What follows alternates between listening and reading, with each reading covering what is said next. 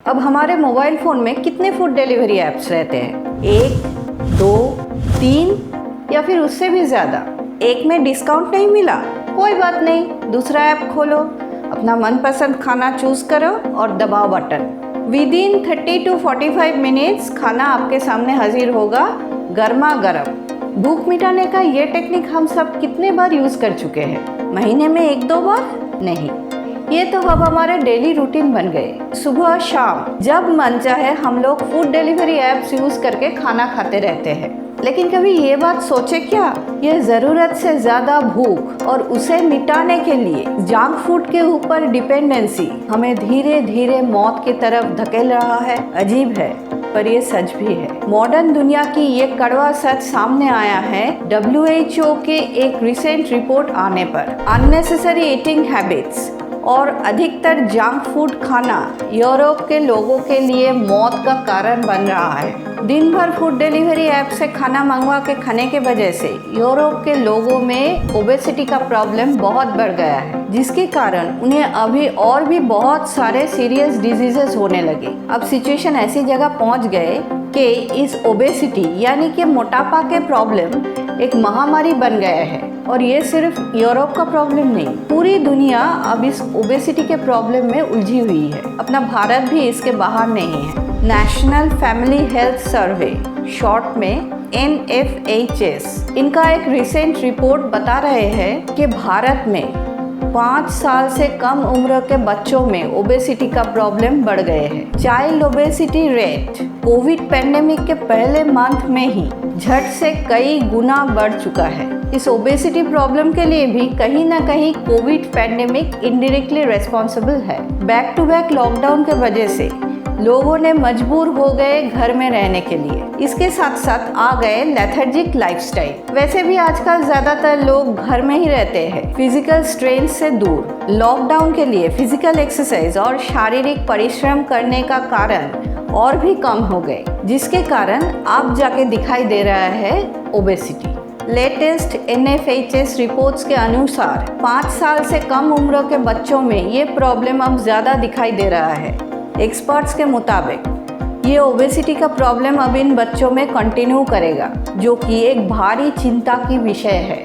NFHS 4 में जहां 2.1% overweight children मिलते थे, वही NFHS 5 में बढ़ के हो गया है 3.4%। महिलाओं में ओवरवेट्स का नंबर 20.6% से इंक्रीज होकर 24% हो गए और पुरुष में ये नंबर 18.9% से इंक्रीज होकर 22.9% हो गए।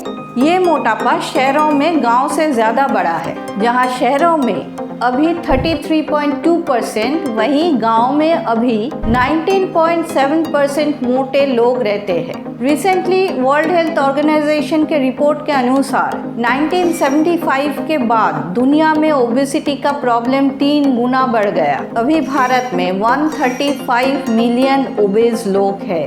पर एक बात यहाँ और भी है, इन सारे स्टडीज़ में लोगों के मोटा होने का कोई कारण नहीं बताया गया है। लेकिन सच तो ये है, मोटा होने का एक रीज़न खाना है। हम कैसा खाना, कितने अमाउंट में खाते हैं, उसके ऊपर हमारे वेट गेन करने का संभावना डिपेंड करते हैं। इसके साथ आते हैं फिजिकल एक्सरसाइज। वर्कआउट करके कैलोरी बर्न करने से भी वजन घटते हैं, लेकिन आजकल हम लोग शारीरिक परिश्रम और एक्सरसाइज से दूर भाग रहे हैं। WHO के रिपोर्ट्स के मुताबिक ईच ईयर 2.8 मिलियन लोगों के मौत मोटापे के वजह से हो रहा है। 60% यूरोप के लोग अब मोटा पाए जा रहा है और इसके कारण लोगों में सोशल मीडिया और गेमिंग एडिक्शन के साथ साथ फूड डिलीवरी ऐप्स भी है।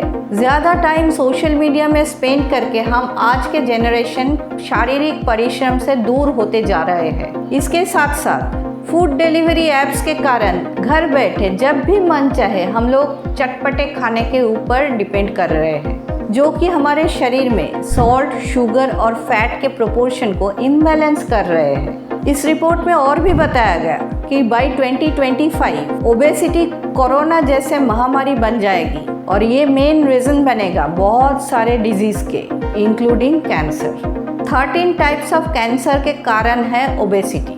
और आने वाले समय में ओबेसिटी कैंसर का एक बड़ा कारण बनेगा। ये तो गए चिंता की बात, पर इसे रोकने के लिए क्या सुझाव दिए हैं WHO ने? WHO के हिसाब से इस प्रॉब्लम को मिटाने के लिए फूड आउटलेट्स कम करना चाहिए, जंक फूड एड्स और फूड क्वालिटी पर भी कड़ी नज़र रखना चाहिए, जिसका मेन रीज़न है लोगों को जंक फूड से दूर ले जाना।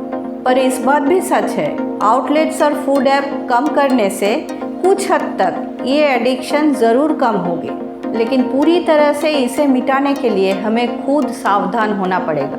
जब भी मन चाहे बटन दबा के पिज़्ज़ा बर्गर चबाना छोड़ना पड़ेगा। जो भी जी चाहे अगर हम घर में पका के खाए तो वो हमारे शरीर को पुष्टि ज़्यादा और नुकसान कम पहुंचाएगी। अब वक्त आ गए है इस ओबेसिटी प्रॉब्लम को सीरियसली लेने का और इसे मिटाने का भी, ताकि ये फिर से एक महामारी बन के हमारे दरवाजे पे ना आ जाए और हमसे हमारी चैन की ज़िंदगी छीन ले। वीडियो अच्छे लगे तो इसे प्लीज़ लाइक, शेयर और कमेंट करना। मिलते हैं अगले वीडियो में। Thanks for watching it.